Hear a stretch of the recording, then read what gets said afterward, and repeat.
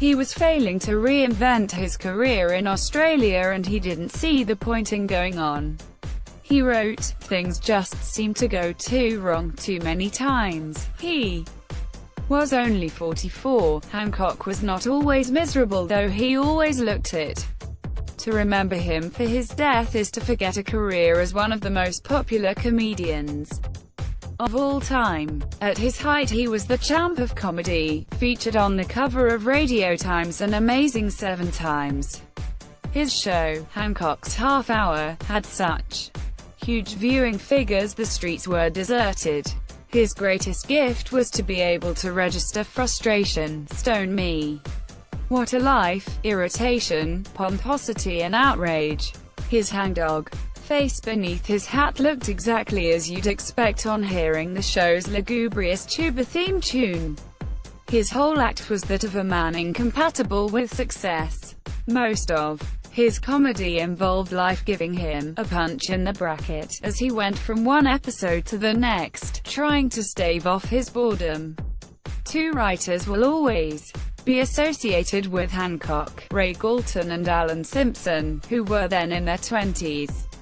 They were working on a 1950s TV series called Happy-Go-Lucky when they got chartung after the show to Hancock, who had a part in one of the sketches.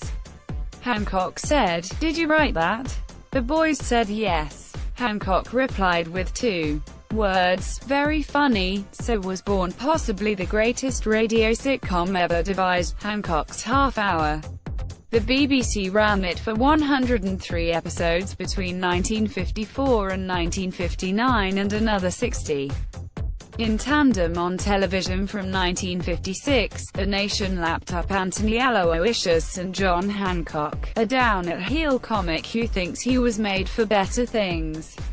The series turned him into a national mascot. There's a story that an immigration official quizzed a returning tourist who had forgotten his passport. "Where do you live?"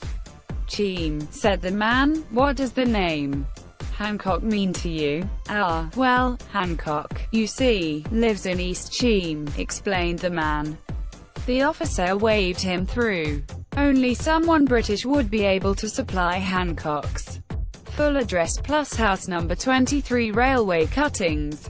With scripts of superb quality, Hancock was bottled bliss. "Does Magna Carta mean nothing to you?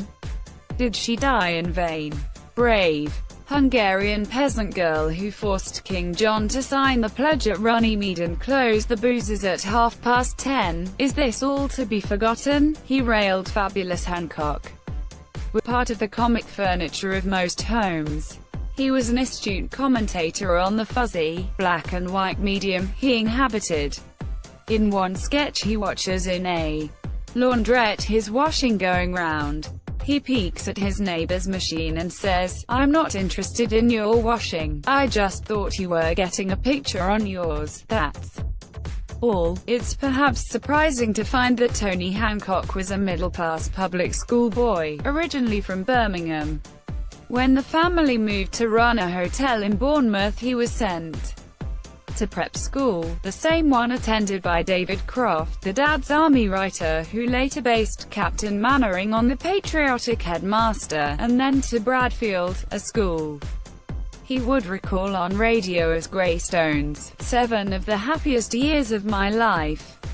I started off as a fag and worked my way up to head cigar. After a stint in the RAF, he battled his way to the top among a regiment of other demobbed and hopeful comedians, all trying to make it in a drab post-war Britain, hungry for laughter. 7 years after appearing as a support actor in Educating Archie, the famous ventriloquist show, Hancock received that coveted slot on BBC Radio, scripted by Galton and Simpson. The persona that the boys created for the comic was of a small-time dreamer.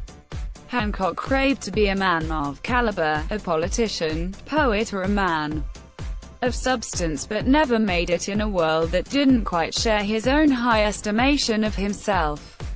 In the radio show, Sid James played his roguish friend Sid, who would normally put one over on Hancock before the 30 minutes was up.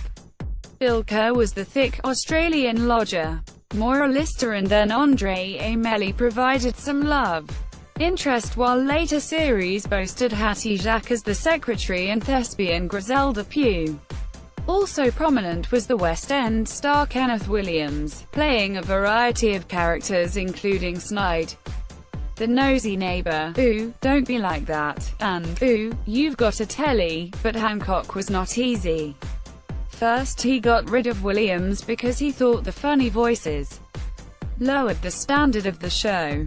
Bill Kerr was also dispensed with. Then he sacked his agent, and in 1961, even Galton and Simpson, who went on to write Steptoe and Son. Sid James was devastated when Tony felt that they were becoming too much of a double act and gave him the shove too.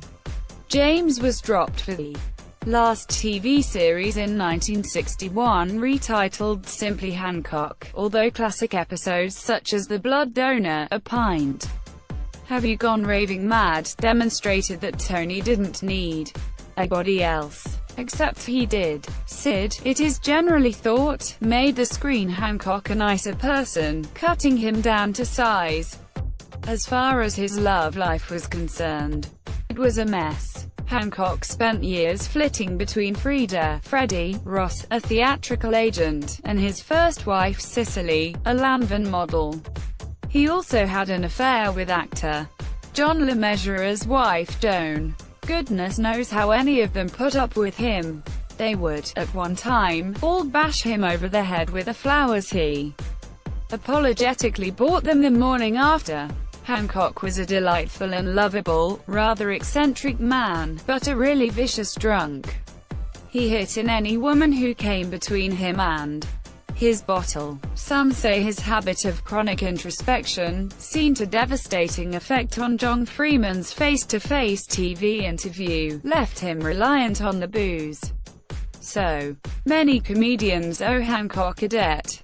Basil Fawlty with all his frustrations, David Brent and Alan Partridge with their provincial delusions, even, it has been claimed, Dougal the dog from The Magic Roundabout, who when angry sounds just like him.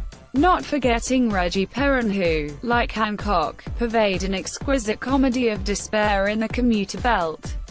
Did Hancock have a hero? Yes, it was Birmingham's home comic, Sid. What a performance. Field, now largely forgotten. Sid died young in 1950. As one commentator wrote, alcoholism and self-doubt were his pallbearers. You could say just the same for Tony Hancock. But his death doesn't overshadow his work, which, so gorgeously funny, so true to life, echoes on down the decades.